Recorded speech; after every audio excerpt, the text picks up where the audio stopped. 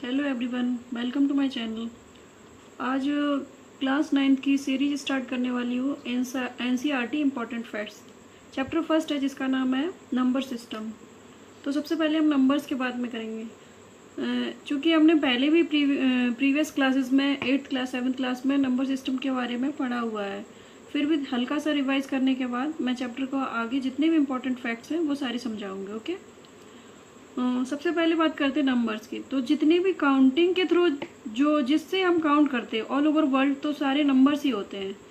तो उसमें टाइप आ जाएंगे, फिर टाइप्स को थोड़ा हल्का सा समझेंगे, जैसे natural number, whole number, integer, real number, rational, सभी के बारे में प्रॉपर बात करेंगे। ठीक है, सबसे पहले बात करते हैं चैप्टर के रिगार्डिंग।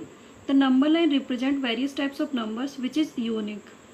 एक नंबर लाइन में वेरियस टाइप के नंबर्स को डिनोट किया जाता है, विच इज़ यूनिक।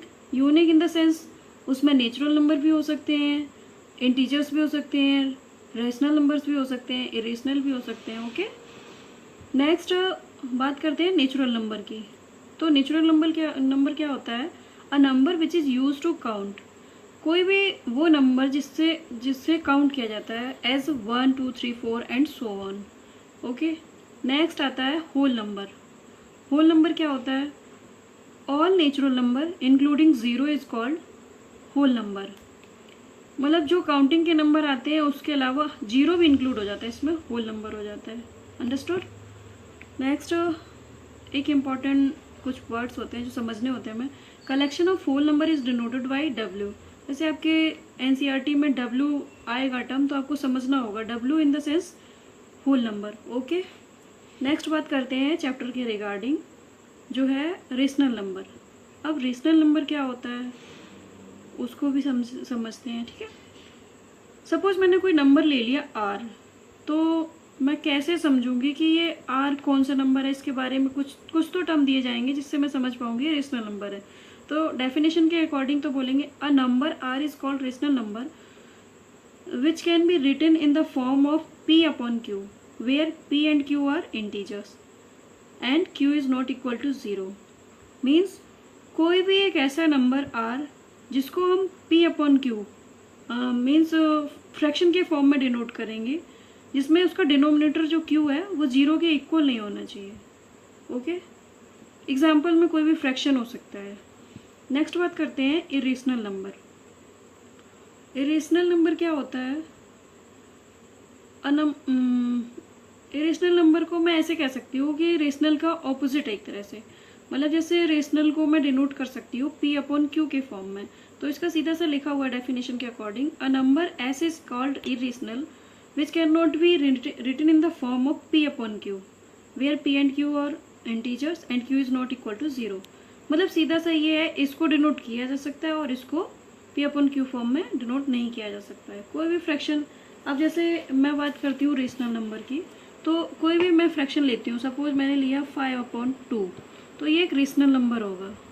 कोई भी एक ऐसा जैसे 6/3 ले लिया, 1/4 ले लिया, ये सारे क्या होंगे? Rational number. अब बात करते हैं इरेशनल की। तो इरेशनल में कोई भी ऐसा टर्म आएगा जो नॉन टर्मिनेटिंग होगा या नॉन रिकरिंग होगा। अब ये क्या होता है? नॉन टर्मिनेटिंग और नॉन रिकरिंग, ये चीज़ें आपको आगे समझ आ जाएंगी। अब इसे इम्पॉर्टेंट फैक्ट के बारे में बात कर रहे हैं तो समझ के चलो। जैसे पाई एक इरेशनल नंबर है, √2, √3 एंड सो ऑन, आगे बहुत सारे ऐसे होते हैं जो इरेशनल नंबर हैं। अंडरस्टूड? नेक्स्ट बात करते हैं रेशनल के बारे में कुछ इंपॉर्टेंट बातें।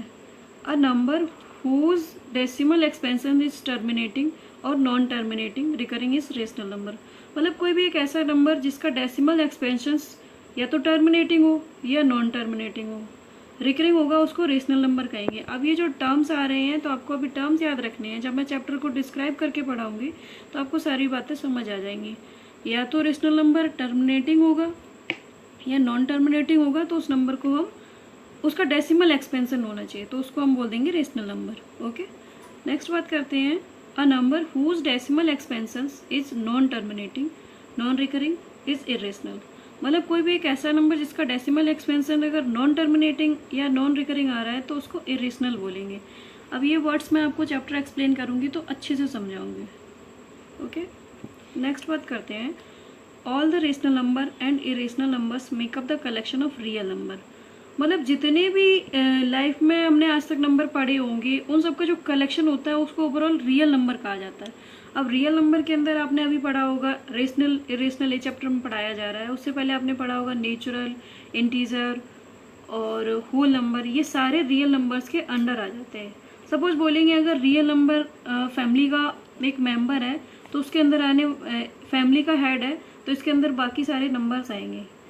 वो हो सकता है नेचुरल नंबर होगा आपका, या फिर कह सकते होल नंबर होगा, इंटीजर होगा, या रेशनल या इरेशनल। ओके, तो ऐसे करके चीज़ें समझ सकते हैं। नेक्स्ट बात करते हैं अब इसके ऑपरेशंस के बारे में। लिखा हुआ है और मैंने उसको डिस्क्राइब किया है तो आप इसके नोट्स के थ्रू देख भी सकते हो और मैं इसको आपको एक्सप्लेन करूँगी।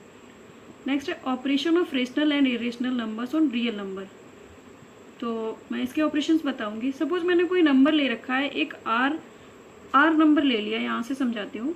आर लिया एक रेशनल नंबर एंड एस लिया है इरेशनल। तो इसके ऑपरेशंस क्या होंगे? ऑपरेशंस का मतलब इस पर हम अप्लाई करके देखेंगे, प्लस माइनस क्रॉस मतलब मल्टीप्लाई या डिवाइड के थ्रू हमें क्या आंसर मिलता है। ठीक है, तो रेशनल और इरेशनल का अगर हम ऐड करेंगे तो हमेशा आंसर उसका जो भी आंसर आएगा तो वो एक इरेशनल नंबर ही आएगा, या फिर हम उसको सब्ट्रैक्ट करेंगे एक रेशनल और एक इरेशनल तो आंसर हमेशा इरेशनल आएगा, चाहे उसको हम सब्ट्रैक्ट करें चाहे ऐड करें। नेक्स्ट बात आती है रेशनल और इरेशनल का अगर हम मल्टीप्लाई करते हैं तो भी आंसर क्या आएगा?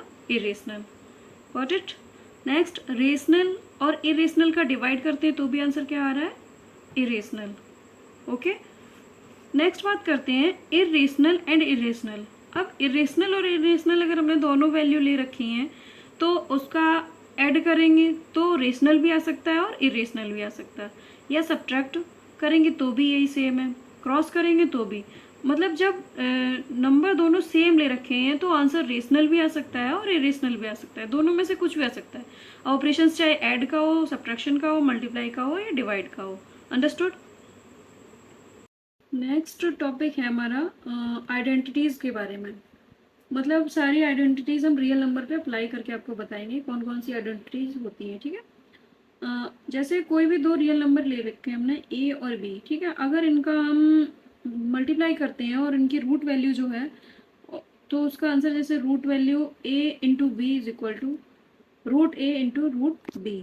इसकी फर्स्ट आइडेंटिटी जो आपको लर्न करनी पड़ेगी, जो आपके आगे क्वेश्चंस में अप्लाई करेंगे। ठीक है, नेक्स्ट आइडेंटिटी आपकी under root value of A upon B is equal to under root A upon under root B. Third identity है आपकी जो सीधा आपको याद ही रखनी है, in bracket under root A plus under root B. Next in under root bracket under root A minus under root B is equal to A minus B. आपने इसमें एक फॉर्मूला पढ़ा होगा, उसी को अप्लाई करते हैं, जो होता है A square minus B square equal to, identity होती है भी A plus B into A minus B. उसी के थ्रू इसमें रेशनल नंबर इरेशनल पे अप्लाई किया गया। नेक्स्ट है आपका in bracket A plus root B into A minus root B is equal to A square minus B. Okay, next है under root A plus under root B का whole square. Whole square का formula आपको आता ही है, जैसे कि आपने next previous class में पढ़ा हुआ है। इसका क्या हो जाएगा? ए स्क्वायर, तो रूट ए का होल स्क्वायर करेंगे तो ए आएगा, प्लस 2ab, तो 2 ए की जगह root A into root B, तो रूट ए रूट बी को मैं यहाँ से ये लिख सकती हूँ रूट ए बी, तो यहाँ पे हो गया A plus 2 into root A B plus root B का होल स्क्वायर क्या हो जाएगा? बी। ओके, समझ आ गई सारी आइडेंटिटीज। नेक्स्ट स्टार्ट करते हैं। अब नेक्स्ट टॉपिक है इसमें जो समझने वाला है रेशनलाइजेशन। अगर रेशनलाइजेशन क्या होता है कि कोई भी मुझे एक रेशनल नंबर दिया गया है, जो रेशनल नंबर है तो ऑब्वियस सी बात है ये पी अपॉन क्यू फॉर्म में होगा। ओके, तो इसमें हम कोई भी एक नंबर ले सकते हैं। सपोज मैंने लिया 1/3 प्लस रूट 2। ओके, तो हमें अब इसका रेशनल नंबर इस रेशनल नंबर का रेशनलाइजेशन करना है, तो उसको हम कैसे करेंगे? तो जो भी डिनोमिनेटर होता है, जैसे सपोज डिनोमिनेटर आपका क्या है 3 प्लस रूट 2, तो अगर हमें इसका रेशनलाइजेशन करना है तो इसमें मल्टीप्लाई एंड डिवाइड करेंगे इसके ऑपोजिट साइन का। यहाँ पर अगर प्लस है तो माइनस का, तो 3 minus root 2 upon 3 minus root 2।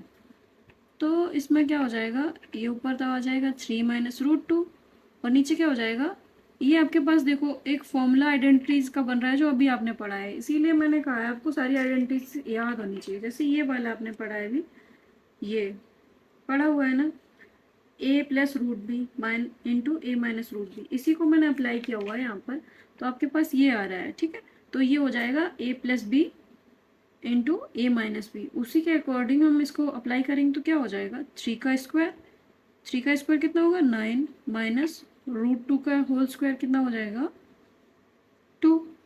तो इसको मैं सॉल्व कर सकती हूँ 3 माइनस रूट 2 अपॉन 7। ओके, तो इस तरह से रेशनलाइजेशन किया जाता है। समझ आ गया आपको। नेक्स्ट बात करते हैं, कुछ और टर्म्स होते हैं जो इस नंबर पर अप्लाई किए जाएंगे जो आपके क्वेश्चंस में इंपॉर्टेंट रहेंगे। तो फर्स्ट बात करते हैं कि जैसे कोई एक नंबर लिया हमने रियल नंबर ए और दो नंबर ले लिए पी एंड क्यू जो कि रेशनल नंबर है, तो उसमें कुछ प्रॉपर्टीज फॉलो होंगी जो इस तरह से हैं जो मैं आपको समझा रही हूँ आगे। जैसे A raise to power P into A raise to power Q, तो इसमें मैं देख रही हूँ कि ये दोनों बेस सेम है, तो अगर बेस सेम है तो जो पावर आने वाली वो आपस में ऐड हो जाएंगी, तो ए की पावर बन जाएगा p प्लस क्यू। ओके, अब जैसे बात करते हैं A raise power p and whole power q, तो इस तरह से ये p एंड q जो पावर के ऊपर पावर लगी तो ये आपस में मल्टीप्लाई हो जाएंगे, तो A raise power P Q. Next बात करते हैं थर्ड आपका ऑपरेशन या फिर आइडेंटिटी कह सकते हैं, A raise to power P upon A raise to power Q. अब इन दोनों में भी बेस सेम है, तो जब मल्टीप्लाई में बेस होता है, बेस सेम होता है तो उसकी पावर ऐड हो जाती है, जब डिवाइड में बेस सेम होता है तो पावर जो है सब्ट्रैक्ट हो जाएंगी, तो यहाँ पर आ जाएगा A raise to power P minus Q. Next बात करते हैं, अगर कोई भी रेशनल नंबर है जो पावर सेम होती है और डिनोमिनेटर पावर सेम हो और नंबर्स चेंज हो, बेस सेम ना हो, तो क्या होगा बेस का प्रोडक्ट होगा और पावर सेम आ जाएगी। ठीक है, जैसे है A raise power P B raise power P, तो इसको हम प्रोडक्ट, क्योंकि बेस इसकी पावर सेम है तो जो बेस है डिफरेंट बेस है पर इनका आपस में मल्टीप्लाई हो जाएगा, तो A B whole power P. Okay, तो इस चैप्टर में जितना भी इम्पोर्टेंट था, जो जितने इम्पोर्टेंट फैक्ट थे वो मैंने आपको सारे समझा दिए। अगर आप इन सारे फैक्ट के बारे में अच्छे से जानते हो तो आपको चैप्टर बहुत इजीली समझ आ जाएगा। तो अगर आपको समझ आया है तो चैनल को लाइक करो और अपने दोस्तों के साथ शेयर करो, चैनल को सब्सक्राइब करो। Thank you.